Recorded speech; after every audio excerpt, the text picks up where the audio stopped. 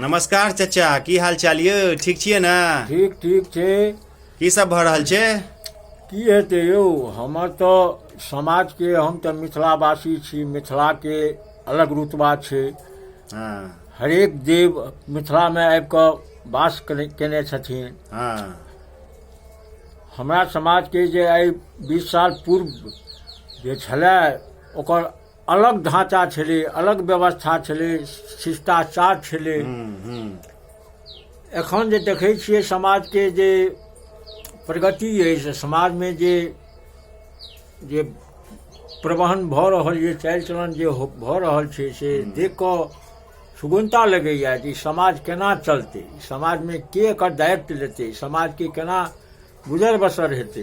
जे कि मिथिलांचल के जे कल्चर रहलै अपने आप में महान कल्चर छै ने।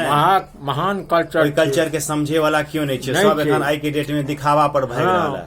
दोसर, आइ काल्हि देखै छियै हरेक परिवार में कहै छियै जे हमरा महादेव एकटा बेटा दिअ। ओ बेटा के मतलब की भेलै? जे हमरा परिवार, हमरा समाज में उन्नति करे, शिष्टाचार रखे, हमरा परिवार के नाम बढ़ावे, से आइ काल्हि नहीं होइ छै। आइ काल्हि माय बाप बेटा के जन्म दै छै, प्लस बेटा के संस्कार, बच्चा के संस्कार नहीं दऽ रहल छै।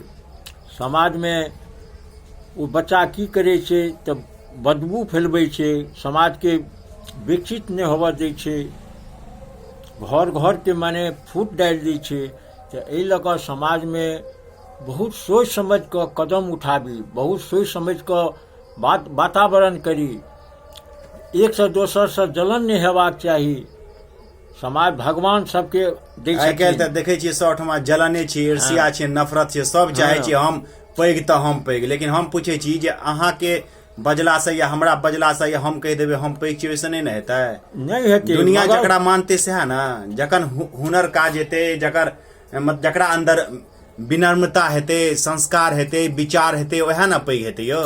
समाज में बंधन छै, समाज में बंधन छै। पहिने गार्जियनशिप छलै समाज में, जे फलां बाबू ई चीज कहथिन तऽ हुनकर विचार हमसब करब। मगर एखन से नहीं छै, एखन जलन प्रक्रिया छै। माने आदमी के आदमी पर में भावना खराब छै।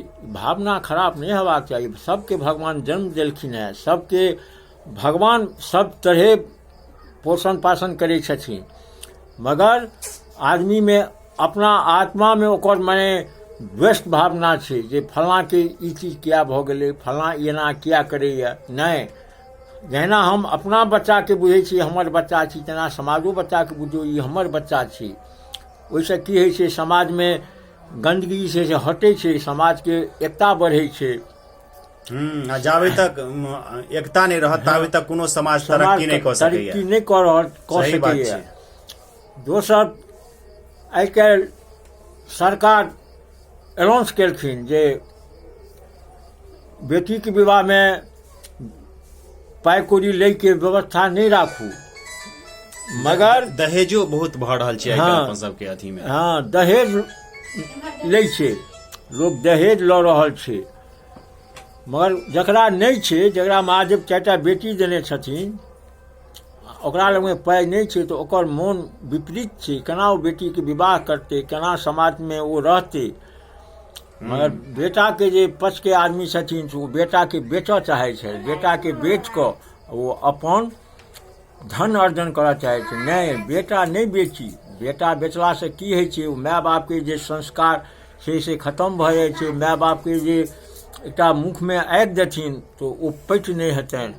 आइ काल्हि के युवा सबके देखै छियै जे नशा में लिप्त भऽ रहल छै, संस्कार से विलुप्त भऽ रहल छै। एकटा में कहबी छै, अजगर करे न चाकरी, पंछी करे न काम, 7 घर नवदीप जरे सबके दाता राम। सबके भगवान पोषण पाषण करै छथिन, भगवान सबके आहार दै छथिन। हम के छी? हम तो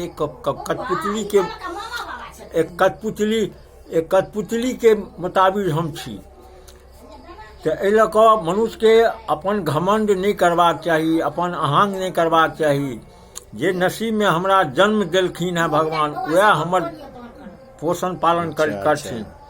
ताहि लऽ कऽ भगवान से डर मानी, मनुष्य के मनुष्य से घृणा नहीं करियो, मनुष्य के प्रेम, मनुष्य से प्रेम बढ़ाओ। ओहिसँ की होइ छै, भगवान से प्रेम बढ़ै छै। मनुष्य के प्रेम बढ़ेलासँ जी, भगवान प्रेमेसँ सब किछु छै। सब किछु छै। ठीक छै, ठीक छै हाँ। चाचा, तऽ फेर भेंट करै छी अहाँ सँ, मुलाकात कऽ कऽ हमरा बहुत मजा आबि गेल। हाँ। कहियो जय मिथिला जय मैथिली। जय मिथिला जय मैथिली।